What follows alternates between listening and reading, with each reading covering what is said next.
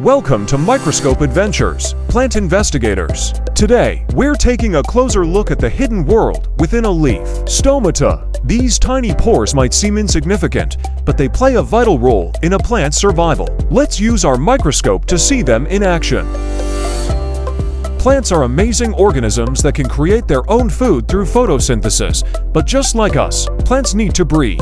They take in carbon dioxide and release oxygen, but how do they do it? That's where stomata come in. We have a prepared slide with a peel of the leaf's epidermis, the outermost layer.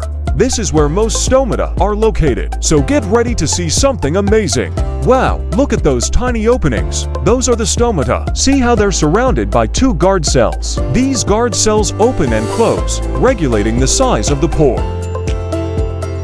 When the stomata are open, carbon dioxide from the air enters the leaf, and oxygen produced during photosynthesis exits. The guard cells control this opening and closing to balance the plant's gas exchange needs and water conservation.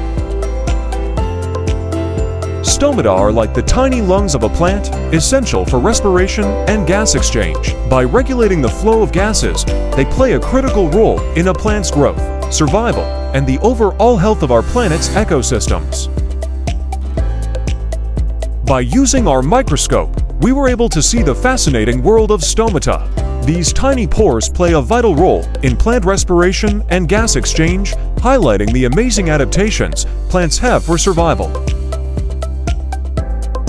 The world of plants is full of hidden wonders. What other plant structures are you curious about? Leave a comment below, and let's explore them together in our next microscope adventure.